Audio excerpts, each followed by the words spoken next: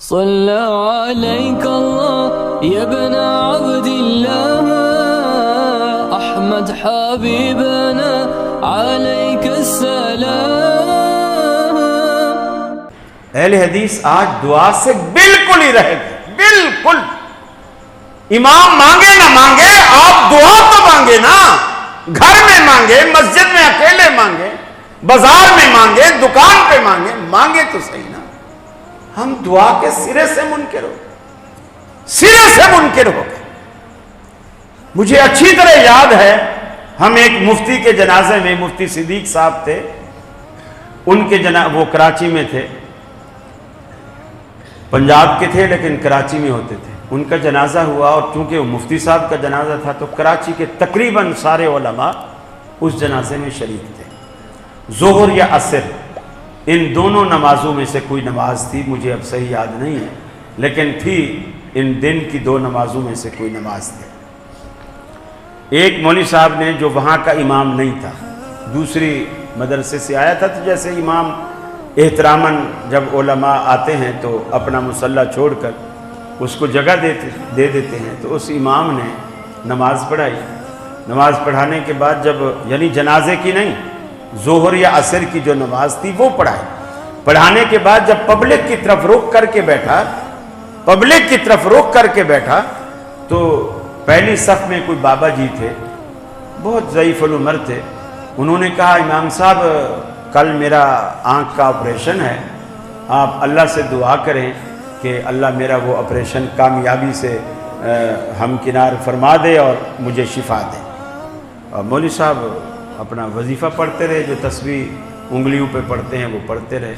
اس بابے نے سمجھا کہ شاید مولوی صاحب کو میری آواز نہیں گئی، تو اس نے پہلے سے ذرا زور سے کہا کہ امام صاحب میرے کل آنکھ کا آپریشن ہے، آپ اللہ سے دعا کریں اللہ تعالیٰ مجھے شفا دے. تو اب تھوڑا مولوی صاحب بھی تھوڑے سے تپے اور تپ کے بولا بابا جی سن لیا، میں نے سن لیا، یہ اس طرح فرضوں کے بعد دعا کرنی بدعت ہے، بیٹھ جا. تو اب وہ بیٹھا نہیں، وہ کھڑا ہو گیا لکڑی کے سہارے بیچارہ. اس نے جنازہ بھی نہیں پڑھا، صفیں چیرتا ہوا باہر نکلا. واللہ میں اس جنازے میں موجود تھا، اس کے الفاظ آج تک میرے کانوں میں گونجتے ہیں. وہ یہ بڑبڑاتا ہوا گیا کہ توبہ توبہ، اب تک ہم نے یہ سنا تھا کہ یہ وہابی غیر اللہ سے نہیں مانگتے، مجھے تو آج پتا چلا ہے یہ تو اللہ سے بھی نہیں مانگتے. آپ نے کیا میسج دیا اس کو؟ وہ ساری زندگی کبھی اس مسجد میں گھسا ہوگا؟ ایک بندے نے آپ سے درخواست کی، وہ روٹین والا معاملہ نہیں ہے. درخواست کی کہ میرے لیے دعا کریں. اللہ کے رسول سے جب بھی کوئی درخواست کرتا، وہ روٹین نہیں تھی، درخواست جب بھی کوئی کرتا.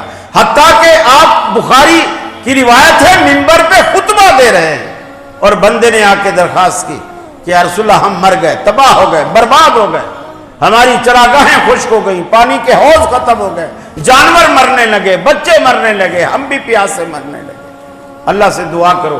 اللہ کے رسول نے خطبہ روکا، خطبے کے ختم ہونے کا بھی انتظار نہیں کیا، آپ نے خطبہ روکا اور خطبہ روک کر آپ نے ہاتھ اٹھائے. پڑھیے، آپ اپنے علماء سے پوچھئے، سارے صحابہ نے خطبے کے دوران ہاتھ اٹھائے، آپ نے ہاتھ اٹھائے، منبر پہ کھڑے ہو کر آپ نے دعا کی. ابھی جمعہ ختم نہیں ہوا تھا کہ بارش شروع ہو گئی اور ایسی بارش برسی، جمعہ، ہفتہ، اتوار، سوموار، اگلے جمعہ تک صحابہ آئے، بارش ہو رہی ہے، مسجد میں لوگ بیٹھے ہیں. وہی شخص یا کوئی دوسرا شخص تھا، لیکن اس کا انداز بالکل پہلے جیسا تھا. یا رسول اللہ مر گئے، تباہ ہو گئے، برباد ہو گئے، راستے مسدود ہو گئے، مکانات گرنے لگے، اللہ سے کہو اس بارش کو روک دے.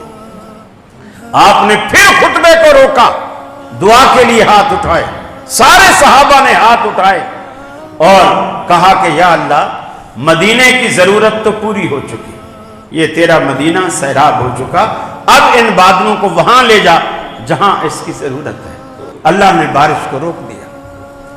جب بھی حضرت ابو ہریرہ آئے، کہا اللہ کے رسول میری ماں بوڑھی بھی ہے اور مجھے ماں سے محبت بہت ہے، وہ یہ قسم کھا بیٹھی یہ ہے کہ جب تک تو اسلام نہیں چھوڑے گا میں روٹی نہیں کھاؤں گی. اللہ کے رسول وہ روٹی نہیں کھائے گی تو وہ تو مر جائے گی. تو مجھے تو ماں سے بہت محبت ہے. آپ دعا کریں اللہ تعالیٰ اس کو ہدایت دے دے, وہ بھی مسلمان ہو جائے.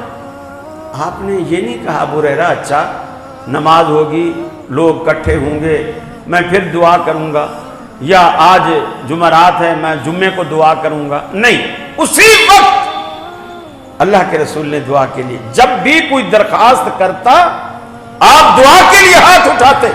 حضرت ابو ہریرہ کہتے ہیں اللہ کے نبی نے ہاتھ اٹھائے اور میں گھر کی طرف بھاگ پڑا, یہ دیکھنے کے لیے کہ اللہ کے نبی کی دعا پہلے پہنچتی ہے یا میں پہلے پہنچتا ہوں. فرماتے ہیں جب میں گھر کے دروازے پہ گیا تو اندر سے مجھے ماں کے نہانے کی, پانی کے گرنے کی آواز آئی. میں سمجھ گیا کہ دعا مجھ سے پہلے پہنچ چکی ہے. جیسے دروازہ کھولا ماں نے, میں اندر داخل ہونے لگا. ماں نے کہا بیٹا ابھی گھر میں نہ آ, ابھی مجھے بھی وہی لے چل جہاں تو جاتا ہے, جہاں تو جاتا ہے. آپ سمجھتے ہو دعاؤں کا کوئی فائدہ ہی نہیں؟ میرے بھائیو, اللہ سے مانگنے میں بھی آر محسوس کرتے.